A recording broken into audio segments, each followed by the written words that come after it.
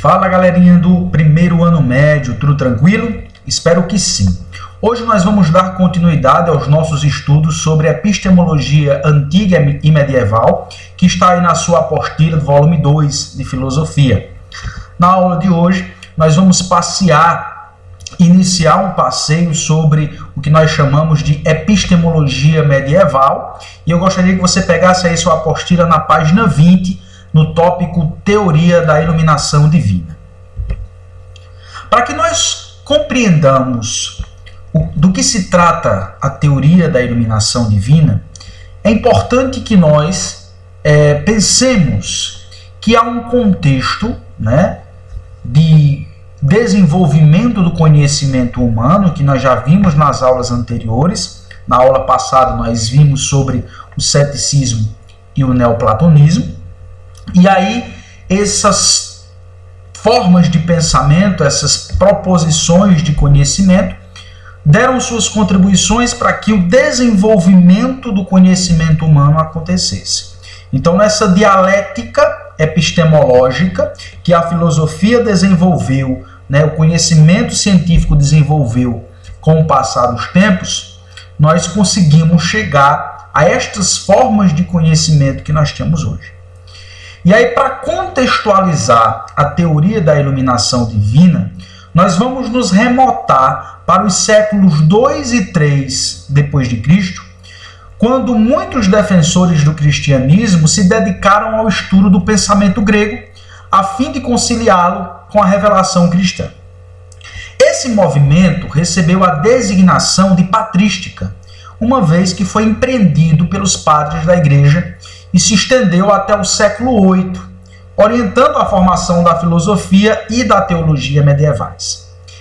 Ele se desenvolveu em áreas de influência da cultura grega e, posteriormente, em áreas de influência da cultura latina. Por isso, utiliza-se a divisão patrística grega e patrística latina. O auge da patrística ocorreu entre os séculos 4 e 5 após o Edito de Milão, que foi promulgado pelo imperador Constantino em 313, concedendo liberdade de culto aos cristãos. Isso não apenas favoreceu a atuação religiosa das igrejas, como também a sistematização de suas ideias, fundamentando o que alguns estudiosos viriam a chamar de filosofia cristã. Durante esse processo, os padres se reuniram em concílios, debatendo e analisando cuidadosamente alguns conceitos fundamentais para o cristianismo e que eram estranhos à filosofia grega, como, por exemplo, a trindade, o criacionismo, o pecado, a salvação, a graça e a ressurreição. Além disso, eles buscaram relações possíveis entre os novos ensinamentos e as teorias gregas, e especialmente com base no Evangelho de João e nas epístolas de Paulo, no Novo Testamento Bíblico, e no platonismo, ou mais exatamente, no neoplatonismo. E aí, nesse contexto, já recebendo influências lá do neoplatonismo, nós vamos encontrar com uma ideia de que nós vamos chamar de teoria da iluminação divina.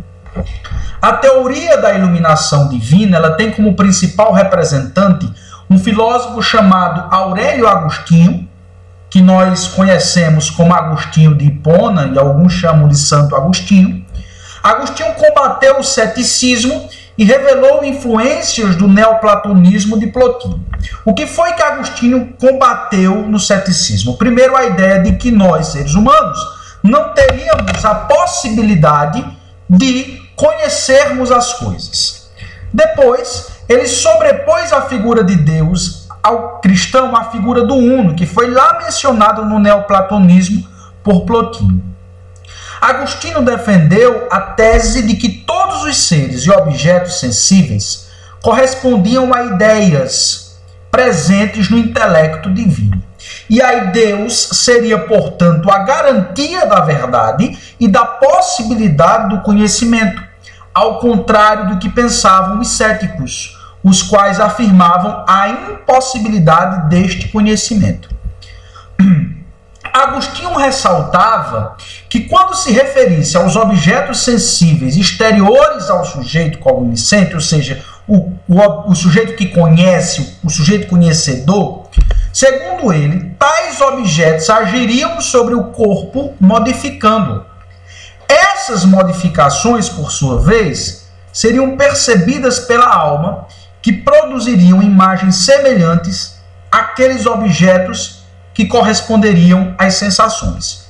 Portanto, em relação às sensações, o corpo seria passivo e a alma ativa.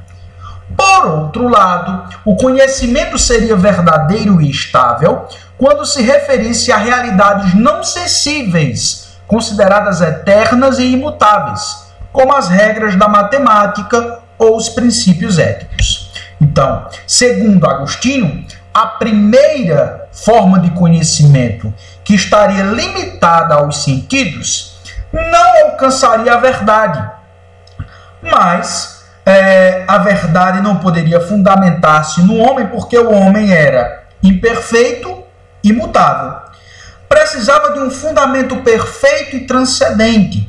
Esse fundamento perfeito e transcendente seria Deus. E aí nós podemos questionar, sendo imperfeito e limitado, como poderia o homem alcançar o conhecimento perfeito da verdade? Bom, Agostinho vai formular o que ele chama de teoria da iluminação divina, que segundo esta teoria, a alma humana trazia em si o conhecimento da verdade, porém necessitava da luz divina para torná-la inteligível. Ou seja, o homem já trazia consigo um conhecimento, da verdade, porém necessitava de que Deus tornasse-a inteligível.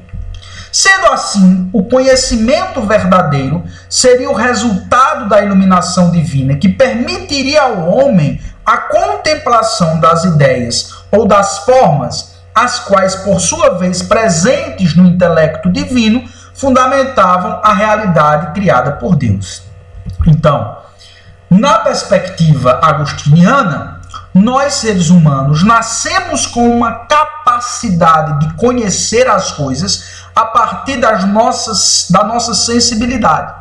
Só que essa sensibilidade, ela perpassa por um processo de aperfeiçoamento divino, de uma iluminação divina que nos permite conhecer o mundo e as coisas.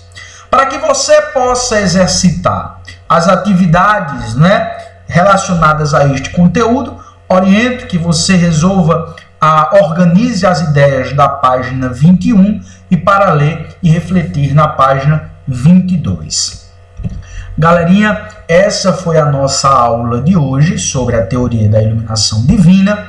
Espero que vocês tenham aproveitado, façam essas atividades, continuem em casa, se cuidando, que daqui a pouco nós vamos estar juntos novamente, comemorando vários resultados positivos. Tranquilo?